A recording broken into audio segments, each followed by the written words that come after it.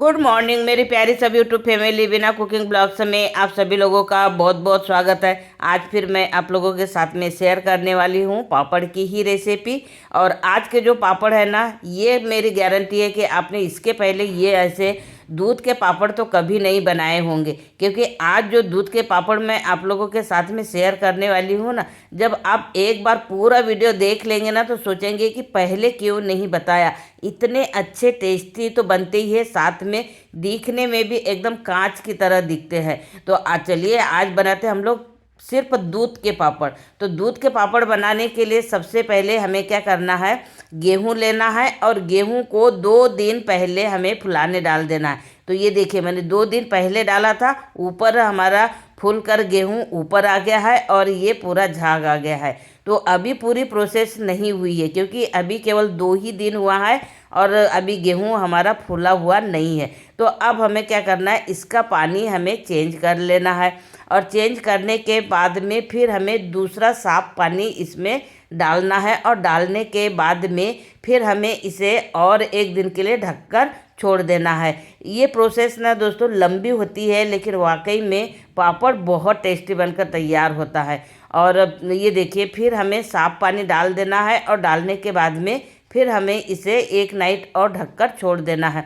1 night ढककर छोड़ने के बाद में फिर हम लोग देखते हैं तो यहाँ पर फिर हमारा झाग ऊपर आ गया है। तो इस पानी को भी हमें निकाल लेना है। जैसे कि मैंने पहले स्टार्टिंग में ही बताया कि हमें सुबह शाम डेली इसका पानी चेंज करते रहना है, जब तक कि हमारा गेहूं एकदम सॉफ्ट ना हो जाए या फूल न जाए। तो कभी कभी क्या होता है कि गर्मी जो पड़ती है ना, तो गर्मी के वजह से ना हमारा गेहूं बहुत जल्दी फूल जाता है। कभी जैसे ज़्यादा तेज़ गर्मी पड़ रही है तो 3 दिन में ही हमारा गेहूं फूल कर तैयार हो जाता है, या फिर अगर गर्मी थोड़ी कम है तो 1 दिन हमें और रखना रहता है। मतलब 4 दिन हमें गेहूं फुलाना पड़ता है, तब जाके कहीं हमारा गेहूं एकदम सॉफ्ट हो जाता है और फिर हमें इसका दूध निकालना होता है। तो ये देखिए पूरे मतलब मेरे 4 दिन हो गए हैं, क्योंकि अभी ज़्यादा गर्मी नहीं पड़ रही है।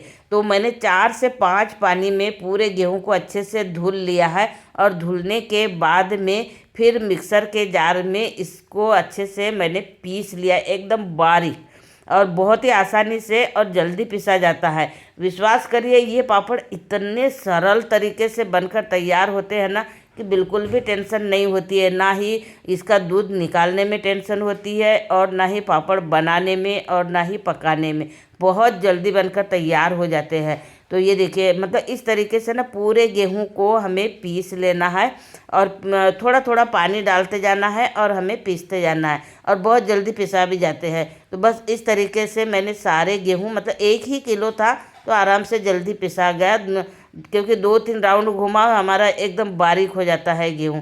और ये देखिए पूरे पीस कर मैंने यहाँ पर गेहूं को तैयार कर लिया है।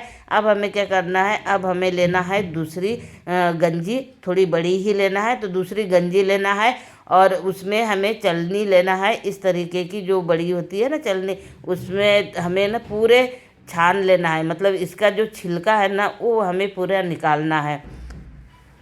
और इस तरीके के चलनी में छानते हैं तो आसानी से छन भी जाता है, वैसे कोई दिक्कत नहीं होती है।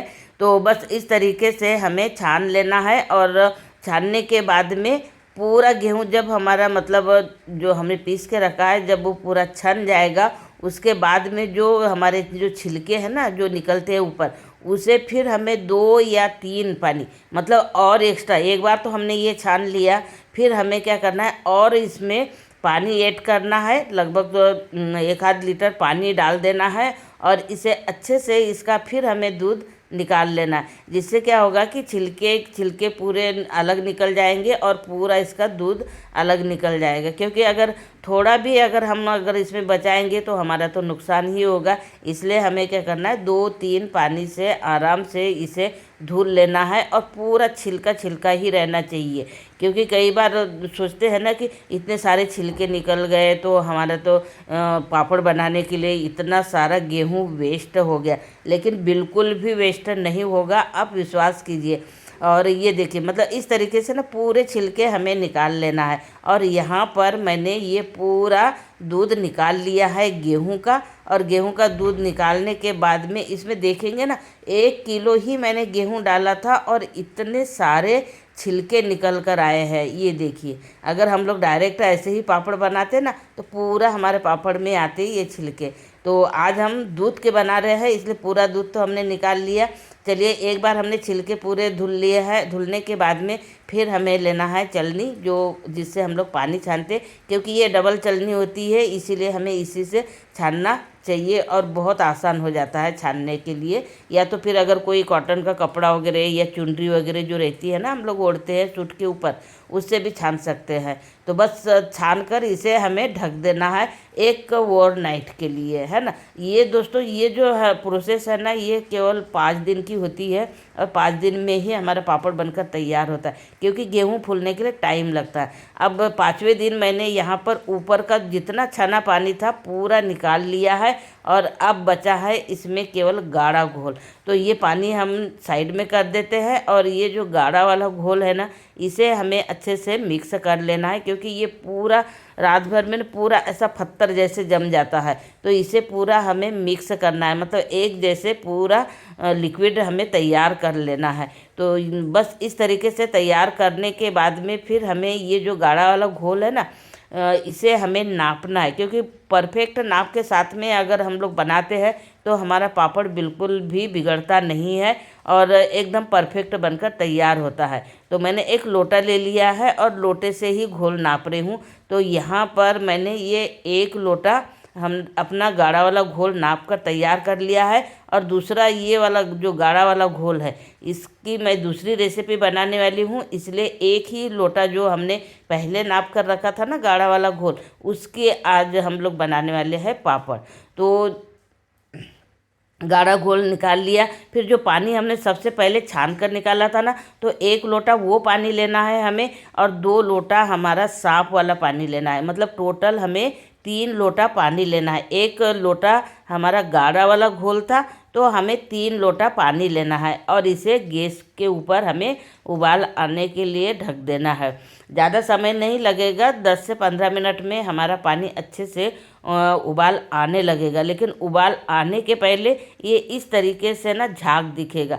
तो ये झाग से भी हमें समझ में आता है कि ये जब तक के झाग हमारा ख़त्म नहीं होगा, उबलते उबलते ये पूरा झाग हमारा ख़त्म हो जाएगा, तब समझिए कि हमारा ये पानी एकदम परफेक्ट उबल कर तैयार हो गया है। अगर हमारा ये अच्छे से उबल जाता है ना तो पकने के लिए बिल्कुल भी समय नहीं लगता, 10 से 15 मिनट में हमारा डो बनकर तैयार हो जाता है। तो ये देखिए पूरा झाग ख़त्म हो गया। अब इसमें से हमें हमारे तसल्ली के लिए, और मैं खुद कभी भी ऐसे ही करती हूँ, तो 1 लोटा पानी मैंने लगभग निकाल लिया है और फिर जो गाढ़ा वाला घोल था ना हमारा 1 लोटा उसे हमने इसमें डाल दिया है और डालने के बाद में फिर हमें इसे कर देना है मिक्स। क्या है, चलाते चलाते कभी कभी होता है कि बहुत गाढ़ा हो जाएगा तो हम लोग जो पानी हमने निकाला है ना उसे हम डाल सकते हैं, लेकिन अगर पतला हो गया है तो उसे हम गाढ़ा नहीं कर सकते। इसलिए पहले ही थोड़ा सावधानी से पानी निकाल लीजिए पका वाला और फिर ज़रूरत है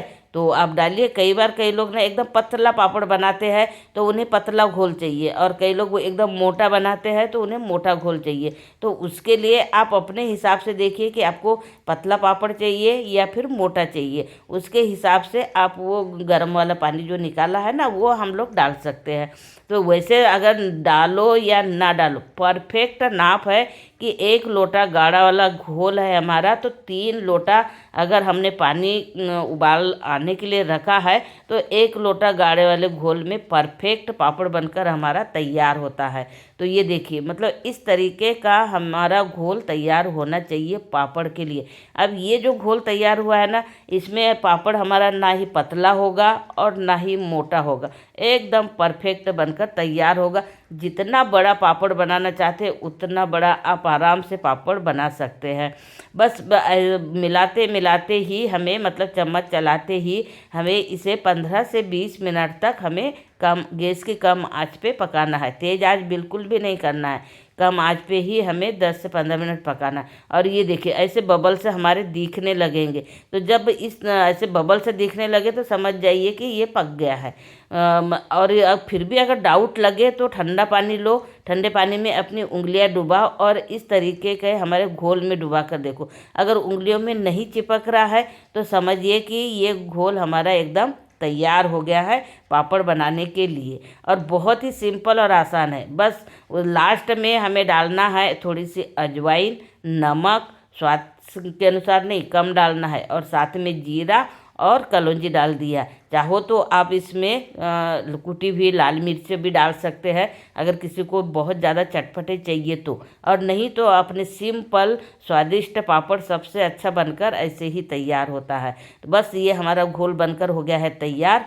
और फिर अब आप अगर धूप है आपके यहाँ तो धूप में या फिर पंखे में भी आप इसे आराम से फैला सकते हैं। और धूप है तो धूप में आराम से 2 घंटे में पापड़ हमारा सूख कर मतलब पलटी होने के लिए आ जाएगा। और अगर पंखे में डालेंगे तो थोड़ा सा टाइम लगेगा। तो यहाँ मैंने पंखे में ही डाल दिया है क्योंकि अभी मौसम थोड़ा ख़राब चल रहा है और मौसम ना अचानक ख़राब हो रहा है।